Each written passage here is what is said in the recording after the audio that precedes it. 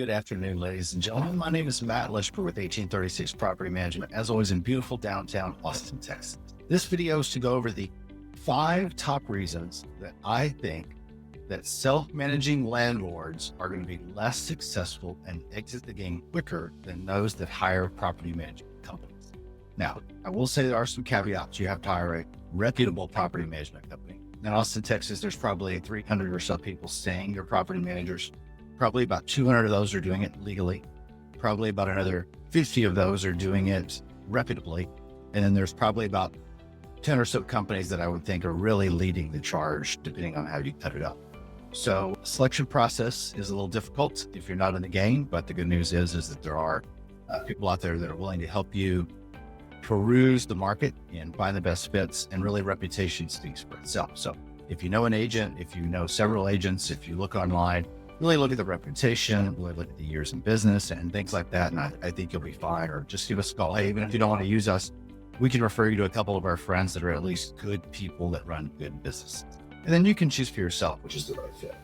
Either way, let's get into it. Number 1 through 5, and number 5 being the strongest reason. Number 1, we're going to start off with is you are set up for failure. If you're a self-managing landlord, you're typically remote, out of town, or you have no idea what you're doing. You're trying to lease that property with almost no guidance, or worse yet, with help from your agent. They're either going to do it for free or do it for you at a discount or help you in some form or fashion. The problem is they have no idea what they're doing when it comes to leasing. Are they able to collect checks from owners and get a lease signed? Yes, but that is just the tip of the iceberg. Guys, who's working on move-in day? Who's working on responsibilities? Who's transferring keys? Who's going to be present? Who's making sure the property is ready? Are you? Maybe you're in California, maybe you're in Texas. Your agent's not doing it. Their job is to get that paperwork signed and walk away. So you're going to be set up for failure, whether you know it or not. Even though you may or may not have a great tenant, you're already in for a little bit of trouble and you don't even know it. Number 2, tenant selection based on speed versus quality. There's people out there that are applicants that play on this. Guys, I'm ready to move in tomorrow. I've got cash. I can pay you a couple months up front. We got to get this going now. I've got the truck. And they're going to pressure you. And you're going to say to yourself in the back of your mind, if I wait, it's going to be days on market. It's more money.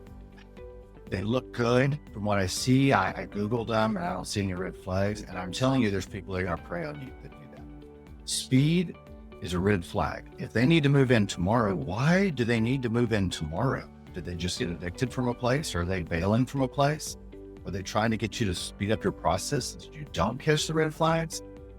Guys, speed is not in your favor when it comes to this. Do you want to wait a month or 2 months or 3 months? No, but we need to go through the process, and you need someone that understands that processes take a couple minutes, and you need to do all the checks you can so that we can make sure that you have the best tenant you can. Number 3, lack of boots on the ground and trusted vendors. You're going to get a tenant, get lucky. They're going to be quiet for a little while, and then you're going to have something break, and you're not going to get a call. So you're going to Google it.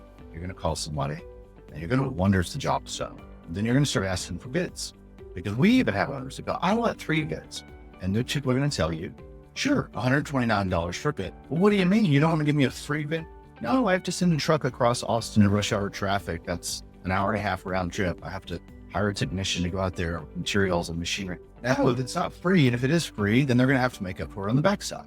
So you're going to start questioning these vendors. You're going to start questioning who you trust because you're remote and you can't do it yourself. If you do it yourself, that's a whole nother can of worms, because now you're connected to that tenant. So at 2 a.m., when their oven doesn't turn on, if they got home from the clubs and they want to eat some pizza, you're the one getting the call. Number 4, failure to do walkthroughs. Guys, this will kick you out of the game, whether you own 1 property or 10. I cannot tell you how many owners that rent a property to a tenant. They live out of state and they think, I'm going to manage this. How hard can it be? And they never walk the property. This, when that tenant moves out, is going to be the item that kicks you out of the game, because you're going to find out there's $10,000, $20,000, $30,000 in damage. There's a roof leak they never reported to you.